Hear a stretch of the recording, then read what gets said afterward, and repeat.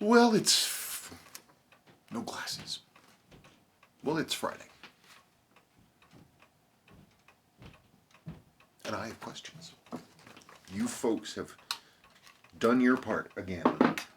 Written questions. Whew, these are dirty. I got new glasses. Yeah, I got new glasses like a month ago, right? And they have some kind of new anti-reflective coating on it, which I'm already not a fan of from watches. I just don't like AR coating. But whatever the heck new lenses they put in these things, it's like, they're just like, it's like this hazy layer. It just like attracts dust and smears and stuff. And they're, the only way I can get them truly, truly clean is to literally wash them with warm water and dish soap.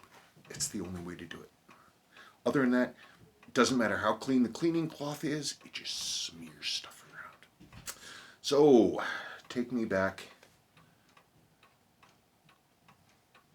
Oh, we're kicking off. Okay, well, you know what, whatever. It's Friday. Frickin' Friday. How do I look? Do I look better?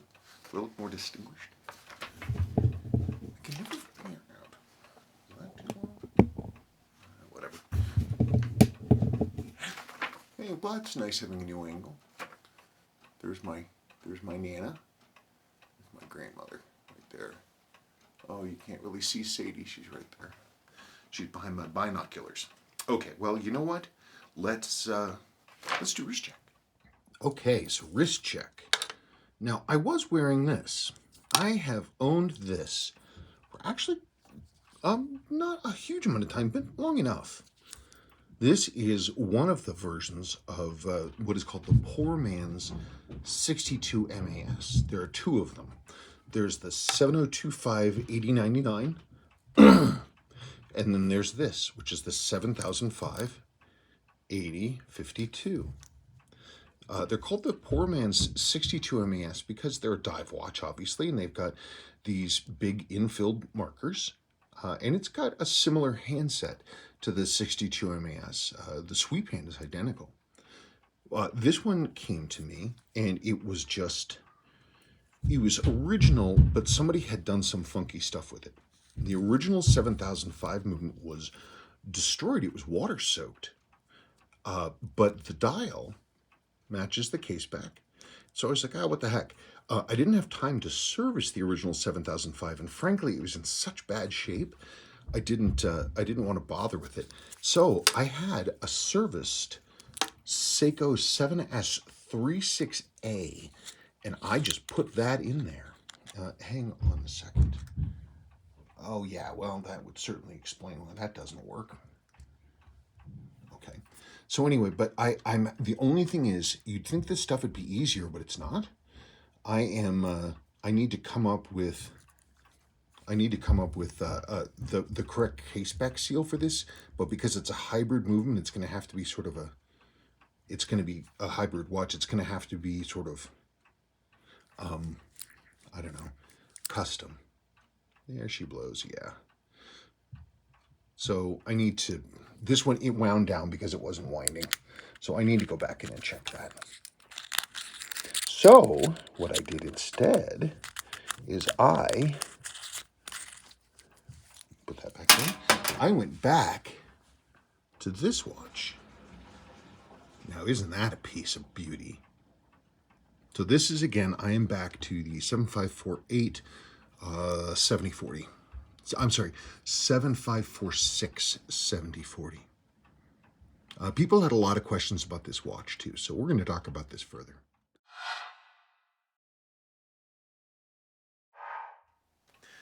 Yeah, so, you know, all these years later, and I don't know, it amazes me that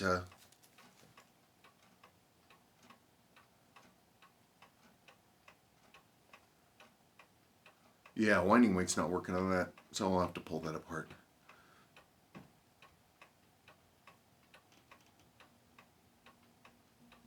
Super pretty watch, though. I'll have to open that up and do it. So in the meantime, it's always funky trying to put together something like that, even if whenever I think I'm going to be able to do it quickly, there's always twists and turns. You always think something's going to be simple. You know, oh, we're going to do this, drop that in. It's never that easy. Never, ever, ever that easy. I've got to find a bracelet for it. Mike D. Ooh, this is talking about rocks. When I was still enlisted in the Army, I spent a year plus at Fort Huachuca, Arizona. I've never heard of it. All the yards were filled with rocks. Being originally from Florida, I got a real kick out of it. LOL, I still miss Arizona. I gained a real appreciation for arid landscapes. Yeah, you know, that whole area, the Four Corners area, where Utah and New Mexico and Arizona and Colorado come together.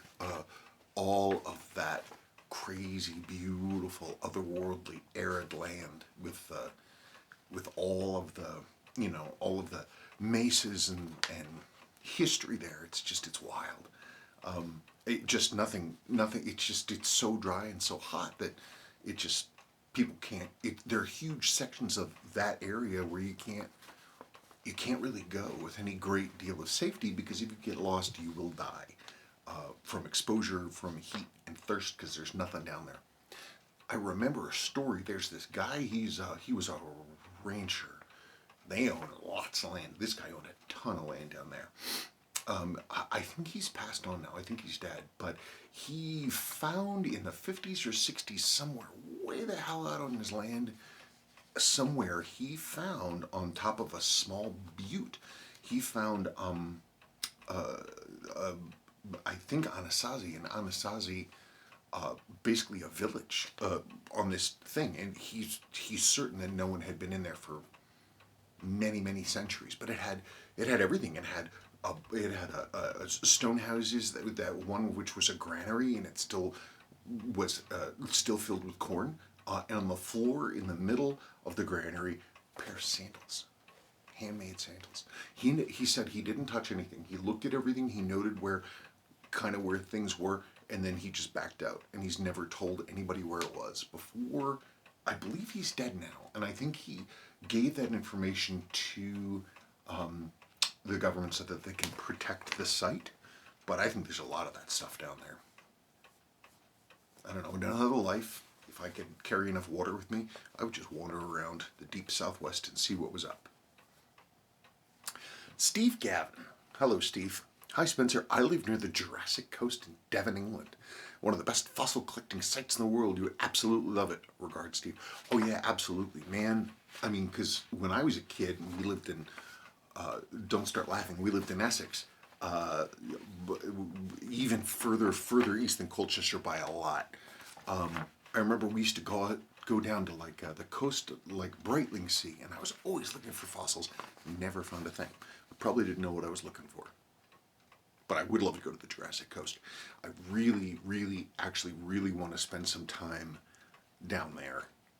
I really would. It's just so neat. The Seiko Path. Hello from Ireland. I had brain fart, Spencer. It'll tie in your Ammonite interest with your watch interests. So I'm sure you are aware. No, I'm not, actually. I'm sure you're aware of the guy slicing meteorites into dials. That's pretty cool. Would the same thing work for certain ammonites? Oh, sure, absolutely. Any of this. I think the only watch that could pull the kind of dial off would be a turtle. Anyways, take care and stay safe. Yeah, you know, I don't know. I am gonna start. In fact, I've already started doing it. A gentleman bought a watch, and I sent him a collection of ammonites. I don't know that he's a regular watcher of this, but hopefully I haven't gotten an email back, so he's not confused about why I included a bunch of ammonites. But I've been picking out the nice ones, and I'll have the nice ones go to him. There are a lot of rocks here. I mean, what about this one? It's semi-translucent right here. That one. You could cut that thing into slices and it would be semi-clear. I don't know how you tie it in with watches though, but that is a really neat idea. I love natural patterns and wears. You know, I don't know. I just like natural patterns. I just think they're cool. I do want to get a tile cutter. I want to find out about polishing these pieces No, like, because like a lot of these, they're translucent. You can actually, you can kind of see through them. I have a lot of these. And I think these polished up, that would look pretty cool.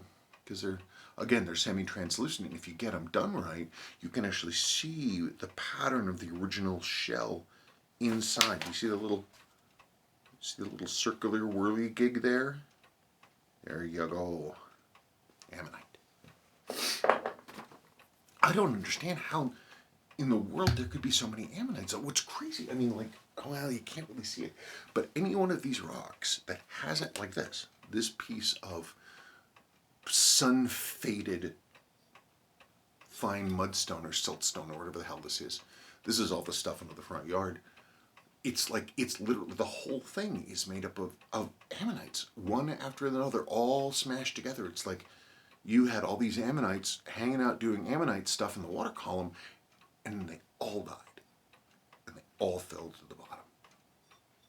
I don't know if that's true or why, but I wonder how smart they were. They were related to octopuses, so I wonder. Okay. Tom N.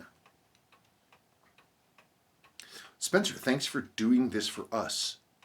We watch nerds. We parentheses. He didn't know if it was us or we. Thanks for doing this for us, for, how about watch nerds? Just to get rid of that middle thing. A follow-up question to the issue of changing the date and hands position over after 9 p.m. indicated, before 3 a.m. indicated. Does the risk of damage also apply to Swiss and German movements, or is this peculiar to Seikos? They're all going to use the same mechanism, more or less. Their power is going to be pulled off of the train as it's driving the hands through the calendar side, and part of that power is going to be routed off through some assembly to go to the date driving wheel, and that is going to be pushing along. You just, when you have those things with the date driving wheel intersecting with any combination of day wheels or moon phase wheels or date wheels or any of that kind of stuff, you kind of don't want to fiddle with it. So basic rule of thumb is, whenever I get any new watch, it doesn't matter who makes it, when I want to test it, I'll pull the crown all the way, I'll run the time forward until I see the day or date, whatever is applicable, delete whatever is not. When I see that click over, I'm like, okay, there's midnight, regardless of what the hands say. And then push it forward 6 hours, 7, 8 hours, push the crown in, quick set the date as needed, as necessary, and then push it forward again to the correct current time, and then you walk away. That's what I do. Going on. Regarding Seiko movement quality, I once heard a classically Swiss-trained watchmaker say he thought the 7S26 was the most robust movement he knew of. This is due to their ability to continue working with abuse and lack of servicing. Well, that's true. I found that telling. I have a special fondness. Oh wait, that's a third thing. Yeah, that's one of the things I noticed a long time ago, that it really, really takes something major to make a Seiko stop. These are my theories. They're just theories. Doesn't mean I'm right. This is just a theory. Seikos have always seemed to me to be a little more loosely built, just a little bit. They have a little bit more play in stuff, and what that means is they're going to be potentially less accurate, but it's going to take a lot more to stop them if they have room in the train and they don't have to worry too much about really, really fine tolerances. So, I mean, it's a mixed bag. You know, you take the positive and the negative, but yeah, I mean, it's a rare Seiko that will not run. You have to really, really work to make that happen. I mean, that was one of the things. I mean, they had kind of that Timex thing going on. It's one of the reasons why, colloquially, I've heard that people, you know, in battlefield areas, you know, Vietnam and places like that, they loved the Seikos because they were so durable and waterproof, and they glowed at night, and that's what I've heard. Okay, last bit. I have a special fondness for the 7A38 7049. So this is the day-date version of the 7A. The 7As had the no date, no day, no date 7A28. They had the day date 7A38, and then they had the moon phase 7A48. I bought mine in 1985, wore it daily for 30 years, then almost tossed it for of all things, a fossil watch. I'm glad you didn't do that. I can't even, every time I think about how many watches must be in landfills, I just am like, how many people cleaned out the house and they found, like what my grandfather had, which was cigar box after cigar box after cigar box of weird random crap, the old wooden cigar boxes. Think of all the old, tins, polished tins, and cookie tins and wooden boxes and little shaving bags and stuff like that all just got emptied out of grandfather or this or that, right into the giant black plastic trash bag and right into the giant waiting dumpster without even looking inside. There's got to be someday, thousands of years from now, maybe even just centuries from now, there's going to be an entire economy just based around going through our landfills. That's my prediction. I hope they find some neat stuff. I hope they find my Girard Perregaux. It was 14 karat gold. My mother threw it away because the strap was broken. Thanks, Mom. I almost tossed it for, of all things, a fossil watch. Fortunately, I did not. In fact, it got me into watches again, and specifically Seiko's, when I pulled it back out of the drawer. She's a keeper, all right. Yeah, I mean, they're fantastic quality. It was the height. It was the sort of the high point of classic pre-Hong Kong Seiko, in my opinion. Wow, look at that thing. Wow, that was like a 76 Ford Ranger. It was really like a short button truck. It looked actually like a first gen Bronco, but it was a pickup. Aha. CMB, hi. So this is talking about CMB. Looking at the A557 Silverwave solar movement pics online, you need an MT920 cell without any tabs. First, you can try a normal battery to test the movement. If the movement works, I did that and it worked.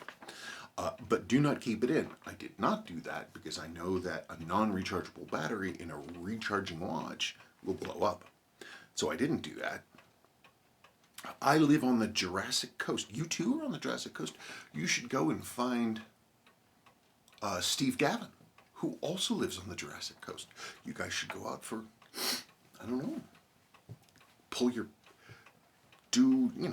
find some mutual interest. Maybe you can both get into penny farthing bicycles. More people need to ride them.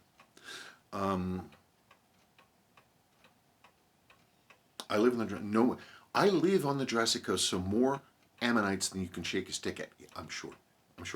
Let's go look at the Seiko A57. Let's do it. There it is. So I wasn't, all of the capacitors that were available, they all have tabs on them. See how it's got like a little metal thing on the other side there? So there wasn't one that was right. Not a single one was actually correct. So what I had to do was actually use the old one and part of the new one and get them to hook together to have a firm connection. But that actually worked out pretty well. And it's charging, man. The cell is working. It's charging. It's doing its thing. The only thing I'm having problems with right now, all the buttons work.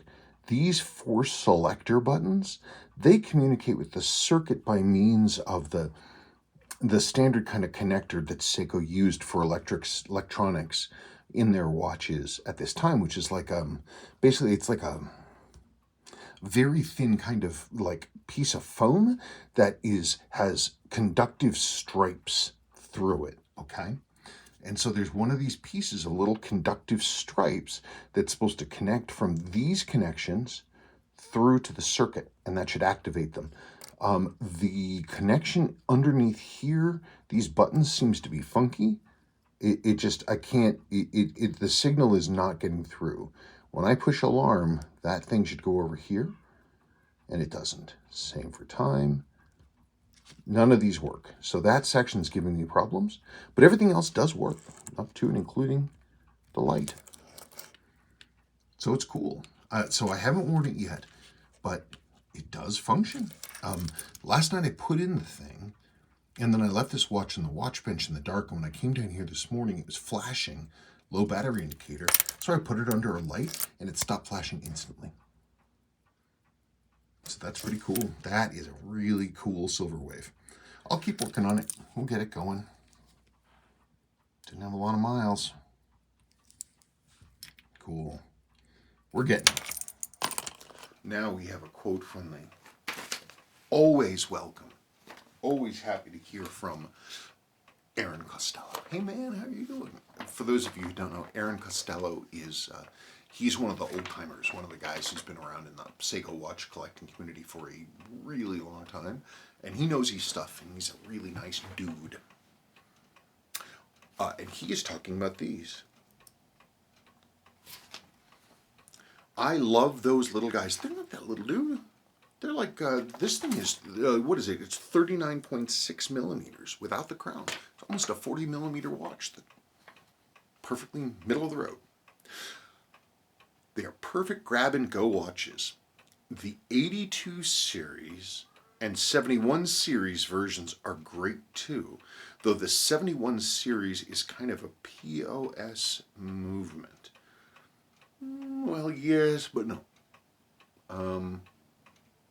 Yes, but no. Because the only difference between okay. Because the 7123 quartzes. Well, heck, why don't I talk about it? Okay, 7123s. I'm a big fan. This is a 7123. This belonged actually to a longtime family friend, somebody who knew me from the time I was a baby. And this was one of the watches after his death. He sent this. This was given to me by another longtime family friend who was tight with him. Said that he wanted me to have it. This is 7123. They're slim. They're only 2 jewels, but they're well made and they're durable. This one, I'm trying to think. Yeah, I haven't reset this one in a long time. Here's a movement, or part of a movement, main plate anyway. And you can see that unlike, say, a 5H movement, which is, completely made of plastic, this thing, it's all metal. It's all metal. And it has a variable trimmer.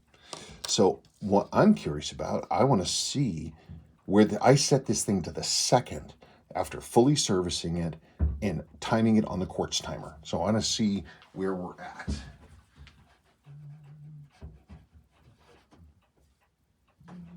Oh, come on.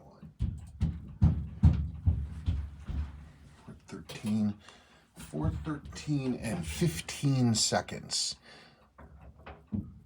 So it is, what is that? 4:13 and 7, 8, 9, 30. Okay, so it is about 44 seconds behind. I think I restored this watch 6-7 months ago. So I think I need to get on maybe making this one a little tighter, but I'm still pretty impressed with that. Just so you know, talking about the 71 series movements, one of, all you have to do to make a 7123 even more amazing is to make it into a 7143, the Lord Quartz, and the way you do that is you add temperature compensation. So you have this, that's the only difference. This has a different circuit. And you can get the circuits, the 7143 circuits. Any 7123 can become a 7143. Let's look at the time now. 4:14:30. This one's running a little fast. I have not serviced this one. This one came to me from Ryan Walters. Look at that waterfall dial. That vertical brushing. Yeah, it's like standing behind a waterfall. But they're worthy watches. They are worthy watches. Come on. So I have a soft spot for these. So I would say compared to something like a 5H or anything like that, I mean, the darn things, the 7123s are metal. They're completely metal. Their circuits are made of like pressed fiberboard and copper. They're pretty durable watches. And once you get that temperature correction in there, man, they'll run forever. Like I said, the only thing about them I don't like is that weird sort of floating bushing thing they have in the movement. Okay, also talking about this watch. Oates, our friend CMB again. If it were mine, I would relume with modern bright lume, possibly blue lume, and lightly rebrush the case and bracelet. Would make a great daily as it ticks all the boxes. Tool watch, rotating bezel, screw down crown, legible handset, day date, accurate 7546, and killer blue dial with a cool script. This style is hard to find in good order as people wore them to death, yes. I had one that looked like it that had been used as a welding bench and hammer, but it still worked. I really, yeah, if you've got one that's been beaten to death, then sure, but I mean, I haven't done an after video on this watch. I did the before when I first saw it, but I'm happy to do, I don't know, let's look at it. It's just, this thing is superlative. This is a great watch. There's just something about it. All the elements work just fine. It's not too big, it's not too small. It has this nice purposeful manliness to it. You can see the beautiful polishing on the case, and the silver of everything. It's just beautiful. Well, why don't we look at it?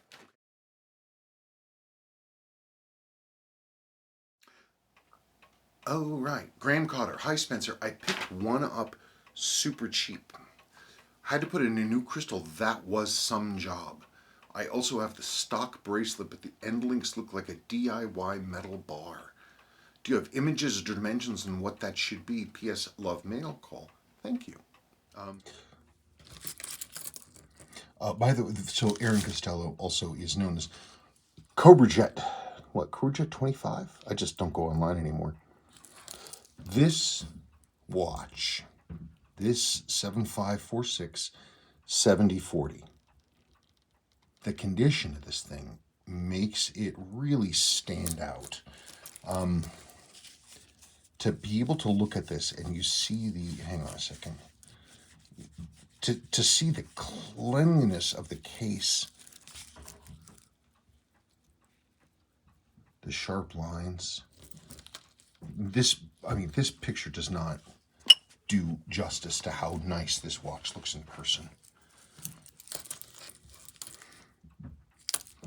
At first I thought the bracelet was kind of odd because the case is slab-like, but then it's got these curved lugs. But I was looking at it closely and I'm like, oh, look at that. If you look, see the sort of these flats, they're curled as well, curved over. And the curve more or less matches that.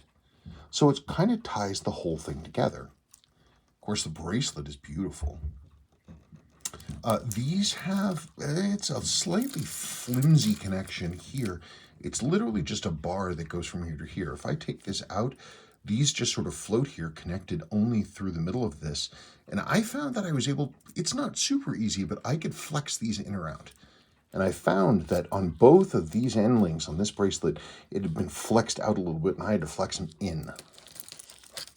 I think the most important thing is to make sure that the spring bars are really good, solid ones, not weak, so that the ends don't have an opportunity to pull away. It's It's a freaking exquisite watch. In this condition, I would never consider brushing it personally. I think that the high polish and the brushing was done just the way it was supposed to be done. I have a rotating ring gasket in here that is okay, but it's not actually correct. I went and, that's not it. I found, that's also not it. Where's all the crap I ordered? No, not that, not that. I ordered a rotating ring for this thing, rotating ring gasket for this, but it's, what was it, OZ35T something or other. I don't think they sent it to me. Maybe it was not able to be provided. Strange, but I'm going to continue to look and see if I can get one, because this should turn really lightly. Cannot supply capacitor with tab. Let's see, clock cleaning solution, crystal, non-genuine, ultrasonic. Wait, oh wow, looks like I didn't order that rotating ring gasket at all. Oh well.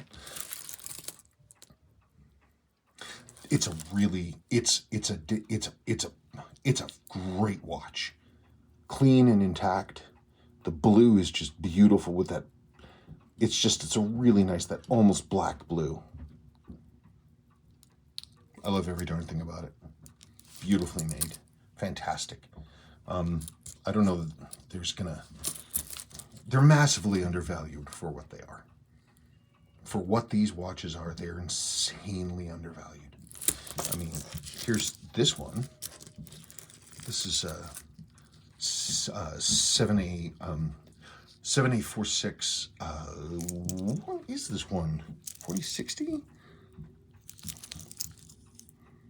I can't remember anything anymore. Brain is fried. Don't be like me. Eat your vegetables. Come on. What's the darn model? Oh, that's because it's almost completely worn away. 754-604A. There you go. 604A. So this is same basic baby, but doesn't have hooded lugs, and it's more of a traditional diver setup. I did a really good job on this one.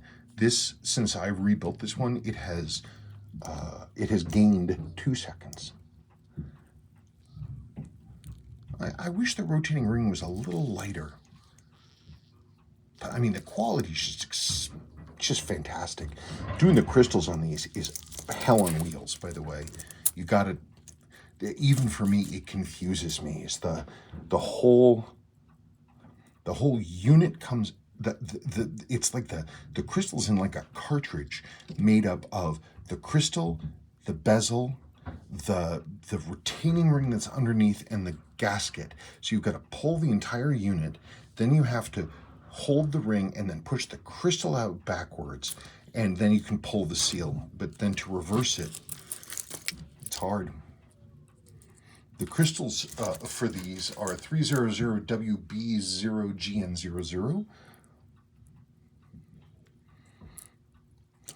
And you can still find them. Generic, but you can find them. These are just magnificent watches. Ivan Yeha. The bezel of my 7C436A00 baby ashtray. All right. Does not turn well. It's very hard to turn. I'm assuming there's dirt accumulated under the bezel, making it hard to turn.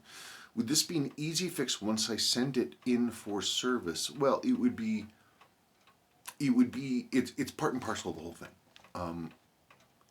When you get a watch like that serviced, everything, including the case, everything comes apart, the whole thing. And then everything gets cleaned.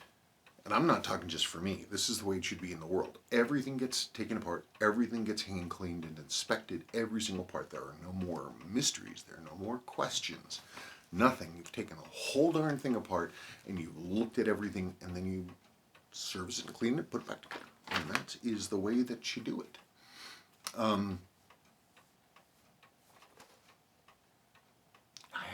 Well, it's the usual. I mean, it's the usual thing. If the case gets dirty, And especially if you get a lot of grot that ends up underneath in between the rotating rings, the stuff works its way in, and there's not a lot of clearance in here, and so you get a combination of filth and grot, and the rotating ring gasket getting really hard, and then they just won't turn anymore. So just clean it out. Oh, so talking about dirty bezels, I mean, you can see how this looked. I didn't give you guys a picture of it. I didn't actually take a picture of it. This is the original rotating ring for this watch. See the filth on it? That's only a tiny, tiny percentage of the filth that was underneath and in this thing. It was unbelievable how dirty it was. But you get the right size seal, which I don't yet have. Clean it up and you're fine. Alex Sadler. Spencer, how can I get you to work on my Gen 1? Needs to freshen up. Firstly, a Gen 1, I'm assuming, is a 7828. What are those, 7270s? I forget right off the top of my head. It's the RAF Gen 1. It's a 7828 in a dress watch case with fixed wire lugs, permanent, and they were issued pilot watches. I've owned a good number of them. I don't have one now. As for me working on it, I got to tell you, it's given me a lot of anxiety thinking about all this stuff. I only have a couple of jobs left. They're big multi-watch jobs, and even though I'm this close, it's a little like I'm coming so close. Like I don't. When I get to the end of this stuff and I start taking working again, I'm not sure how I'm going to balance it with all the other stuff I'm doing. I know I say this a lot, and I'm grateful for this. We get a lot more work inquiries than I ever would have time to do. If I were organized and together enough that I could have a space to work in and have, qualified people come in and help, then, oh man, I'd start being able to crank out some real stuff. I could do it all. I don't want to be anybody's boss again, and I really would feel odd about sending watches out that have been serviced by somebody who isn't me. Not that I'm great. That's not what I'm saying. What I'm saying is people send the watches here because they, among many other things, apparently want to have me work on them. And if I could have someone who is far more qualified than me, train, real legitimate watch school, but this theoretical person, I don't know that people would be happy with that, because I wouldn't have done it myself. I don't know. We're a mom pop. But the point being, I don't know how I'm going to deal with all the people who want to send work in. There's so many people. I mean, we get inquiries literally every day. Every single day. And have for years. I don't even know how many inquiries we've gotten. If I take them all, I'd have hundreds and hundreds of jobs in here waiting to be done. I'll figure it out. When the time comes, I'll figure it out. I don't think I'm going to be able to work with everybody, which is sad, but what can you do? Slim. Battery question. I got a brand new Renata battery for my 7548 last winter. In July, I noticed that the watch stopped, and upon inspection,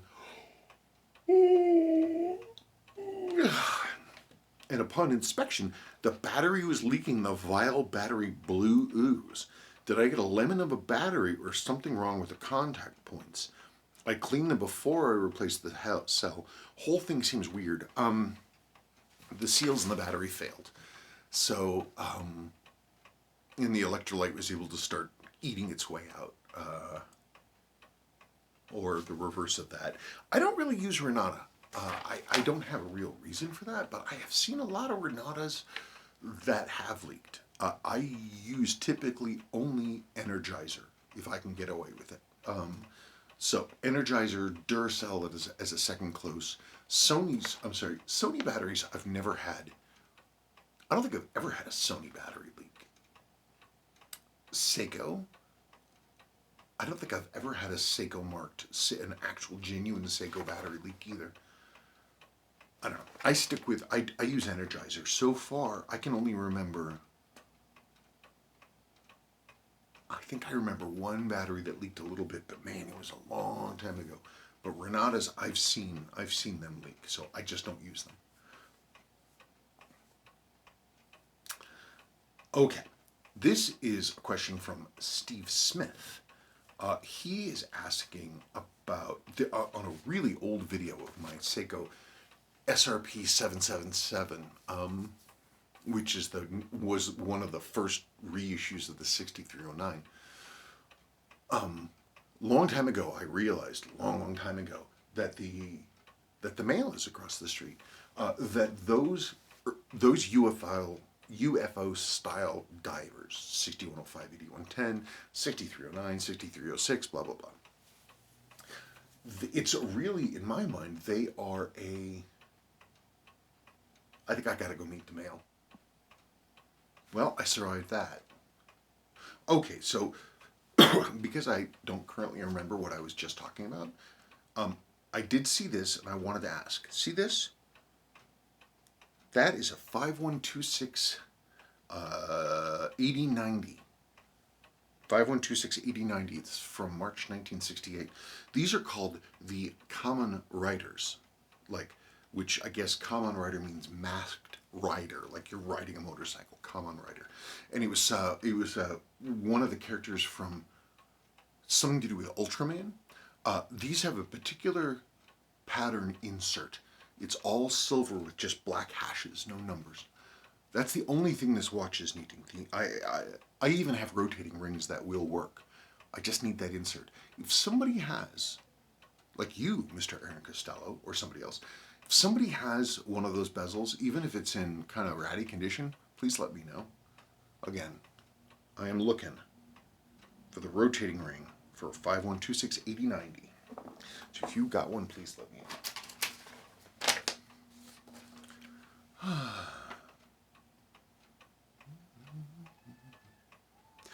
Oh, right. I'm sorry. I was answering Steve Smith's thing about that bracelet. So 6309s and 6105s and those round bracelets, I was like, well, that's kind of like a crazy Populux space age design. It's sort of a throwback design even in the 70s. So I was like, well, Seiko's H-Link is also a design from that period. And so I was like, I bet that they would really work well together. And so I started fitting H-Links to my 6105s and my 6309s, and I did the same thing with my SRP 777, whatever, it's the gold one, gold and black one. Those bracelets were new old stock Stellux bracelets, H-Links. They were bracelets that with a super wide taper at the end. They were designed for a very particular Seiko 7005 that was produced in the late 60s, but mostly early 70s. And they had these beautiful heavy-duty Stellux H-Links. And they were being sold for a long time for just not a lot of money. There was someone in the UK and they had a bunch of them. And so when I would get them, if you wanted to make a straight H-Link, you basically had to pull apart the thing and build it up to have a long, complete. Is that upstairs or is that down here? I think it's down here. Hang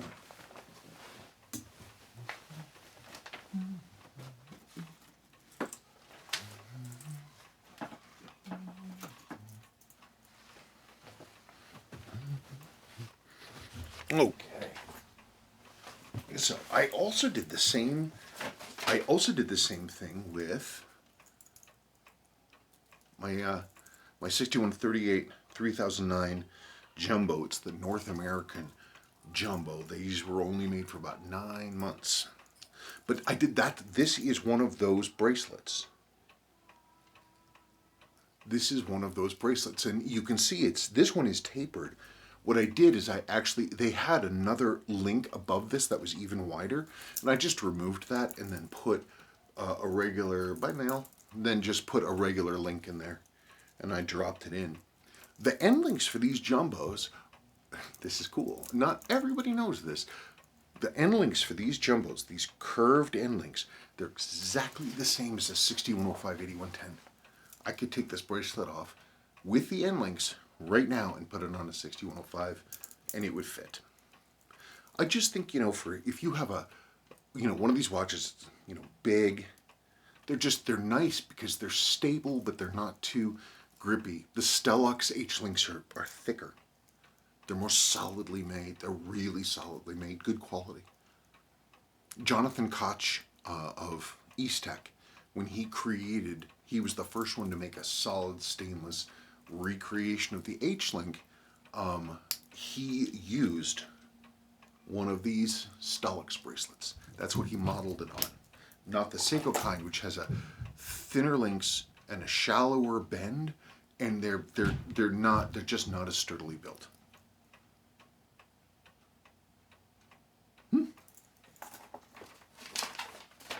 Oh, so I never answered your question. So the deal is you have to look around online and see if you can find an H-link and of this old Stellux kind, and then get enough of them that you can make one long enough, or you can just buy one from Uncle Seiko. He has them. Garrett Jansen. Spencer, question for next mail call. When a watchmaker stabilizes Tritium Lume, what is exactly that process? Does it ultimately render the lume non-reactive and non-glowing? What you do is you get clear binder, literally you can get just clear enamel, even like modern clear gloss coat made for making models, right? Imagine that. And so what you do is you then you thin the heck out of it, maybe, not a ton, maybe half and half, right? But you don't want a ton of binder in there, and you want the volatile elements, you want those to be able to go away. But then, so you make this really thin mix, and you make sure, and you get it just on the lume. Basically, it's almost like reluming with invisible new lume. But the clear binder, especially because it's thinned out with solvent, turpentine is what I use. The clear binder will soak into the semi-open structure of the lume, which is it's like a pile of grains. It's like a pile of salt. And then the clear binder goes in, the volatile elements all go away, and if you've done it right, which isn't hard, all of the clear binder is still there. It's in the lume, but it's invisible. You can't see it. It's just holding everything together. I've never seen it change the lume. It doesn't interfere with the light, as far as I can tell. It's just something I like to do because, if this old lume is valuable, we want to protect it. But I only do it if the lume is damaged by moisture or just delicate due to age. If the lume is good and it looks good, I leave it alone. I don't do anything to it. Simply on the theory that I'm not going to fix a problem that I haven't found yet. I guess you could call it sort of preventative, preemptive, maybe. I don't know. Next thing from Garrett Jansen, talking now about Landeron chronograph movements. And just for fun, here's a Landeron 51. This is a much older movement in an older watch. But it's pretty. All of these Swiss chronographs use more or less the same basic system for working. This is pretty typical. No dia-shock. This is old enough. There's no dia-shock. The case is not sealed. So it's old school. What I've heard is that you could go, if you were landing in Switzerland or something like this, you could go and in the airport while you were arriving or when you were leaving, you go to the duty-free shop and you could buy any number of Swiss chronographs with one of these movements in it with, relatively speaking. It's a great movement, and the brand would not be anything most people have heard of, but isn't that thing pretty? Look at that. Look at the original lume. That's all original lume. It's a really, really, really nice watch. I love these Landerons. I need to service this. Oh, that's right. That's how these work. Landerons have odd setups. Because they have a start, stop, reset. The earliest ones is start, stop, reset. That's really cool, isn't it? That's a nice watch. So nice. Let's see. As for Landeron movements, I imagine the reason they're less popular simply comes down to the lesser known brands using them, which is sad. I don't know what piece of the movement it is, but I always recognize them by that double beamed lever. Yeah, that's the reset lever. It's got two hammers like this, clunk, and it resets the main and the subdial, just like that. I don't know. They're really cool. You know, if ever, I've often toyed with the idea of just basically buying every Landeron 248 watch I could find, even the no-name ones, and basically taking these beautiful, beautiful Landeron movements, fully servicing them, and then building a new watch around them. I think that would be cool. And if I were going to do a mechanical chronograph, I would certainly consider that. I mean, it wouldn't be automatic, and they don't have dates. But it would be cool. Mechanical chronograph, that'd be awesome. Because I think, I mean, and talk about something with such a heritage, and you'd have to show off the movement, so you'd have to have a display case back. That'd be pretty neat. Mihai Pascu. Thank you for reading my comments, Spencer. Actually, Thank you for reading my comments, Spencer. Actually, most of what I know about Seiko technically, I know from you. Apologies. And I will be forever grateful for this until you find out. The things that I told you that may not be correct. I don't know what those might be, but I'll send you an email describing how I service these 7000 series movements. Lately, I was surprised myself with the results. I'll send you some photos too, thank you.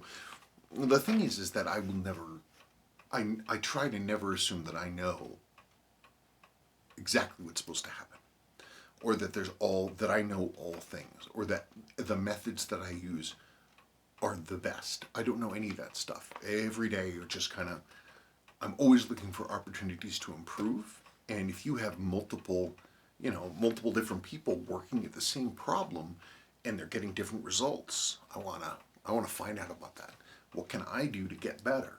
What can we all do to get better? So if we can help each other out and get better, I want to know about it. I want to see what people are doing. I can't learn if the only teacher I have is me. So talk to other people and we'll figure out some stuff. Watchnut. I am wearing my 7548/6309 hybrid tonight. I was unable to find anyone to service the original quartz movement in my area, so I bought a good donor watch off of eBay and put a 6309 movement in the 7548/7000F Storm & Norman. That's the Pepsi version. I was planning to get the 7548 movement serviced eventually, but I'm loving the smooth sweep from the automatic movement, so I'm not sure if I'll return it to stock now. I would love to see you do the same on your channel. It's a cool mod. I agree. Problem is that they're worth enough money now, and all the examples I have are intact, that I would have a hard time justifying pulling the movement out of a good watch and putting in a mechanical. My favorite one, of course, is my 7549/7010. It's the 300-meter tune-up.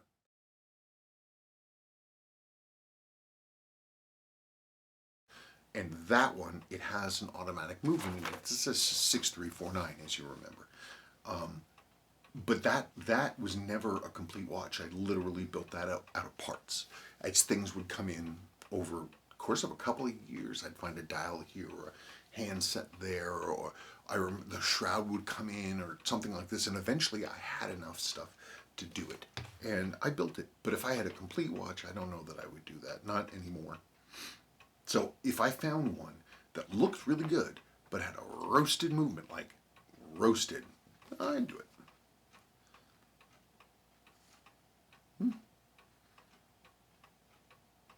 Jeff 117. Hello, Spencer and family. I just wanted to check in on the garage renovation. How's it going? Any progress? Oh my lord.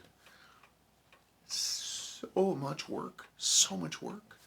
I've actually kind of been slacking off the last couple of weeks because I worked, because I'm slightly freaked out about my workload and my bench and all that other kind of stuff. And it soothes my mind a little bit to dive into something where I can turn my brain off, which is what the garage is. So, man, it's coming along. I have it. When I started, the garage was completely uninsulated. It was completely unfinished on the inside. It was just vertical 2x4s, and beyond that, you could see the fiber board on the outside of the house that's behind the cladding. And that was it. And there were holes all over the place, and it was just windy and cold and forlorn and dark and nasty. I have now, I insulated every single wall. I've finished every single wall. I took down a whole bunch of these old built-ins that the original owner back in like 74 made, these big built-in shelves, but sort of weirdly configured, but the wood was exquisite. It was really, really super nice. And so I didn't want to get rid of that wood. I didn't want to use that wood in something else. I wanted to show the wood off. So instead of drywalling one wall, I used the wood and I went right over the studs.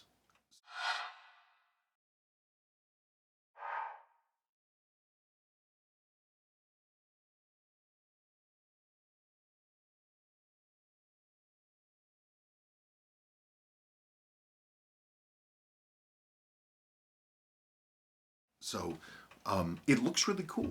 I'm happy with it. The only thing is now is I'm having to go and seal all the little teeny tiny cracks, but it's pretty tight. Like but it's so time consuming. Like I had to, now I've got reinforced doors now, and I've found every single crack, and I've replaced all the rubber seals underneath the doors and everything else like that. I've redone all the locking systems, and I made the garage just as tight as I possibly could. There's still more work to do. The most things I've got to do now is I have to finish hanging storage. I need to build a banister. I need to finish doing all the insulation stuff. I need to figure out how I'm going to insulate the ceiling, if I'm going to try to go up into the attic, or if there's something like a tin ceiling, a drop ceiling that I can put in, because I can spare a couple 5 inches, and insulate underneath the ceiling, because up on top it's kind of tough. I really just don't like climbing around in attics, especially these, because you have all the nails sticking through from the roofing, and every time I go up, I bonk my head on the nails.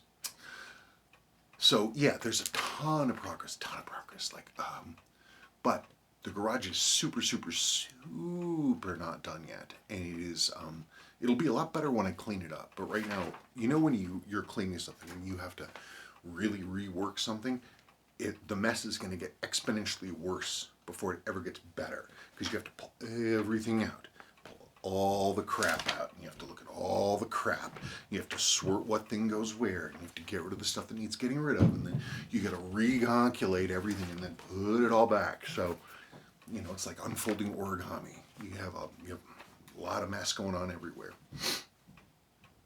But as I have time and the inclination or something to show, I'll be glad to update it. I try not to talk about that stuff. Not everybody cares. Okay, so the last thing.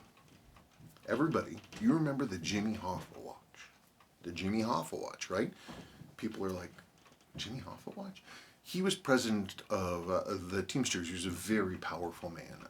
He was also involved with organized crime and some other stuff, and he vanished a good number of years ago, and there have been all kinds of rumors about him. But then we got this watch, watch lot, given in to us, one of our loyal viewers, Teamsters watch.